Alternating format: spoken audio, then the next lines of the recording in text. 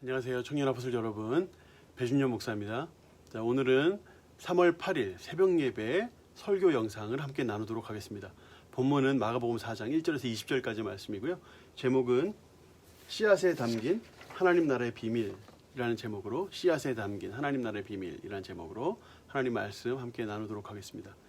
마가복음 4장은 여러분 잘 아시는 것처럼 예수님의 천국 비유, 하나님 나라 비유가 시작되는 장이고, 이 4장에 밀집되어 있습니다. 근데 이 비유를 다루면서 우리가 신천지를 이야기 안 할 수가 없는데, 왜냐하면 신천지에서 주로 자신들의 교리를 설명하는 데 사용하는 것이 이 비유풀이이기 때문이에요. 본인들만의 독자적인 어떤 이 교리, 하나님 말씀 해석의 방법이라고 주장을 하고 있지만, 사실은 대부분의 이단들이 다 비유풀이를 사용하고 있습니다. JMS, 하나님의 교회, 또 뭐 신천지 물론이고 통일교, 또 몰몬교, 이런 모든 이단들에서 비유풀이를 다 사용하고 있죠. 이들이 가지고 있는 이 비유풀이의 가장 큰 오류는 일반화의 오류입니다. 일반화의 오류. 일반화의 오류가 무엇인지 설명해 드려 볼게요. 여러분 그 노래 알아요? 원숭이 엉덩이는 빨개, 빨가면 사과, 사과는 어떻죠? 맛있어, 맛있으면 바나나, 바나나는 길어, 기름은 기차, 기차는 빨라, 빨라서 뭐예요? 비행기. 이런 거 있죠. 근데 이런 식으로 이게 비유거든요, 비유. 그러니까 원숭이 엉덩이가 빨갛다, 빨가니까 마치 사과 같다, 이게 바로 비유잖아요. 근데 이런 식의 비유인데 절대로 원숭이 엉덩이가 사과는 아니에요. 그렇죠? 원숭이 엉덩이는 절대 사과가 될 수 없어요. 그런데 비유적으로 비슷하다 해서 빨간색인 것이 비슷하다 해가지고 사과가 되는 거예요. 그런데 신천지식의 비유풀이는 뭐냐면, 원숭이 엉덩이는 사과예요. 사과. 그냥 같은 거예요. 사과는 바나나인 거예요. 바나나는 기차인 거고요. 기차는 비행기인 거예요. 그러니까 결국에 어떻게 되죠? 좀 이렇게 몇 단계 지나가면 원숭이 엉덩이는 비행기가 되어 있는 거예요. 원숭이 엉덩이는 절대 비행기가 아니에요. 그런데 원숭이 엉덩이가 비행기가 되어 있는 거예요. 이것이 바로 신천지가 가지고 있는, 대부분의 이단들이 가지고 있는 비유풀이의 문제입니다. 일반화의 오류죠. 오늘 같은 이 본문 같은 경우에는 이제 씨 뿌리는 비유인데, 이 씨앗은 분명히 말씀이에요. 성경에 그렇게 말씀하고 있기 때문에 씨앗은 말씀을 비유한 거예요. 씨앗은 절대 말씀이 아니에요. 그런데 이 씨앗을 말씀으로 비유하고 있는 거예요. 그러니까 이 비유 안에서 이 씨앗은 말씀이라고 해석하는 건 문제가 안 돼요. 그런데 그 이상으로 가면 문제가 되는 거예요. 어떨 때 문제가 될까요? 예를 들어 요한복음 1장 그 보기 보면 태초에 말씀이 계시니라 이렇게 나오잖아요. 그 말씀은 씨앗이 아니에요. 그 씨앗으로 바꿔치기 하면 안 돼요. 그런데 그런 오류를 이제 신천지에서 범하고 있다. 그런 게 되게 많아요. 씨앗을 말씀으로 다 바꿔치기 하고, 밭은 사람들의 밭, 또 땅, 이런 것들을 사람들의 마음, 교회, 이런 식으로, 또 나무는 사람으로, 나무까지는 제자로, 잎은 전도자로, 열매는 또는 말씀이나 성도로, 새는 날아다니는 새는 영으로, 또 그릇은 사람의 마음으로, 이런 엄청나게 많아요. 이런 것들로 다 바꿔치기 하고 있는 거죠. 이런 식으로 이제 비유풀이 하는 것을 우리가 경계해야 하고, 성경을 굉장히 왜곡한다는 사실을 우리가 꼭 기억해야 되겠습니다. 그러면 우리 오늘 말씀의 비유를 우리가 어떻게 바르게 해석해야 할까요? 그 비유 해석의 핵심이 11절에 나오는데, 10절, 11절 한번 같이 읽어보도록 하겠습니다. 시작. 예수께서 홀로 계실 때 함께 한 사람들이 12 제자와 더불어 그 비유들에 대하여 물으니 이르시되, 하나님 나라의 비밀을 너희에게는 주었으나 외인에게는 모든 것을 비유로 하나니. 자, 여기 비유가 등장하는데, 이 비유를 해석하기 위해서 이제 우리가 분명히 키로 잡아야 될 것은 하나님 나라의 비밀이 바로 여기에 담겨 있다. 그러니까 이 비유는 하나님 나라의 비밀을 우리가 알려주시기 위한 중요한 핵심이 되는 말씀이다 하는 사실이에요. 여기서 우리가 꼭 짚고 넘어가야 될 두 가지가 있는데, 이 비유의 특성 두 가지입니다. 비유의 기능 두 가지. 비유의 기능 두 가지인데, 첫 번째는 이 하나님 나라에 대한 비밀을 보다 쉽게 이해하게 해주는 거예요. 쉽게 이해. 두 번째는 뭐냐면, 외인들, 이 비유의 풀이, 그러니까 하나님 말씀에 대한 어떤 설명이 허락되지 않은 사람들은 이해할 수 없게 하는 그런 거. 그래서 이 두 가지가 있어요. 이해를 쉽게 하면서도 이해가 안 되게 하는 기능.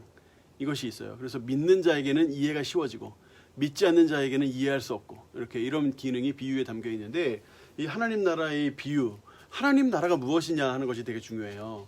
하나님 나라는 장소적인 개념이 아니라 통치적인 개념입니다. 하나님 나라는 분명히 장소적인 개념이 분명히 있어요. 우리가 죽으면 어딘가 가잖아요. 그 바로 가는 곳이 천국. 그러니까 거긴 장소적인 개념이죠.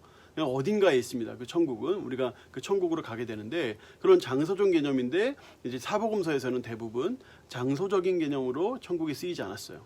이 하나님 나라는 천국, 하나님 나라는 통치적 개념으로 쓰였습니다. 예수님께서 이 땅에 오셔서 공생애를 하시고 십자가에서 죽으시고 부활하시고 승천하시고 하나님 보좌 우편에 앉으시면서 이 에베소서 1장이나 빌립보서 2장에 말씀하고 있는 것처럼 모든 이름 위에 뛰어난 이름을 가지시고 하늘에 있는 것들과 땅에 있는 것들과 땅 안에 있는 것들 모든 존재들로 하나님을 그 주로 모시게 되고 경배하게 되는 가장 높으신 그 하나님으로서의 통치, 예수 그리스도의 통치가 가까이 왔다 하는 뜻이에요.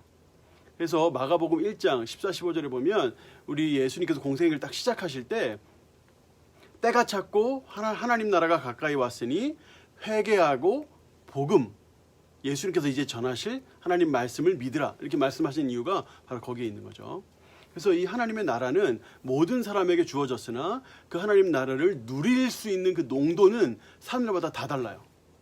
하나님의 말씀이 우리의 마음속에 임하고 그 말씀대로 살아가도록 하시는데 그 말씀이 우리 안에 임할 때 그 말씀에 따라 얼마나 순종하고 어떻게 반응하느냐에 따라서 우리가 그 하나님의 뜻과 하나님의 말씀을 얼마나 누리느냐에 따라서 우리가 이 하나님 나라를 얼마나 많이 경험할 수 있는가, 체험할 수 있는가에 차이가 나기 시작하는 거죠. 그래서 오늘 비유를 통해서 예수님은 이 네 가지의 사람의 마음이 있다. 네 가지. 첫 번째는 길가의 마음이 있다. 길가의 마음은 씨앗이 뿌려지듯이 하나님 말씀이 딱 뿌려졌는데 마음이 딱딱해가지고 그 말씀을 받아들이지 않는 거예요. 마음이 딱딱해서 말씀을 받아들이지 않으면 그 말씀이 우리 안에 심겨져서 하나님 나라를 이룰 수가 없는 거예요. 그러니까 이런 분들은 하나님 말씀을 심상하게 듣고 넘기거나 또는 나와 상관없는 말씀이다 하는 태도를 버리고 하나님 말씀을 주의 깊게 듣고 깨달으려고 애를 써야 돼요. 두 번째는 돌짝밭과 같은 마음이에요. 우리의 말씀이 딱 말씀이 뿌려지면 그 말씀을 처음에 기쁨으로 받는 것 같아요. 그런데 환난과 박해 때문에 이 말씀이 열매 맺지 못하는 거예요. 환난은 외부의 고난, 이 코로나19 사태 이런 것들이 외부의 고난이죠. 이런 외부의 고난 또는 이 박해, 이제 박해는 이제 종교적인 어떤 박해를 의미하는 거예요. 집에서 나 혼자 믿는다던가 하는 이런 박해들이 우리 안에 있을 수 있죠. 이런 것들, 이런 이단에 빠질 뻔하거나 또는 박해를 당하거나 이런 것들 때문에 근데 이 하나님의 말씀이 열매 맺지 못하는 거예요. 이런 사람들은 환난이 곧 인내를 낳고 인내가 곧 연단하게 만들고 그 연단이 곧 소망이 낳게 된다는 사실을 기억하면서 하나님 말씀을 굳게 믿고 하나님을 의지하는 믿음이 필요해요. 세 번째는 가시밭에 뿌려진 씨앗이에요. 우리의 마음이 마치 가시밭과 같으면 하나님 말씀이 딱 뿌려지면 처음에는 딱 그 기쁨으로 받는 것 같은데 세상의 염려나 유혹 때문에 그 말씀을 금방 잃어버리게 된다 하는 거죠. 세상의 염려, 세상의 유혹, 세상의 욕심 이것은 다 어떤 세상적인 욕심에 밀접하게 맞닿아 있어요. 이 신천지가 사실 주장하는 것이 사실 이것과 비슷하다고 볼 수 있어요. 그러니까 14만 4천이 모아지고 14만 4천이 결정이 되면 그들이 온 세상의 권력과 부와 명예와 능력을 다 누리게 된다. 이게 그들의 주장이잖아요.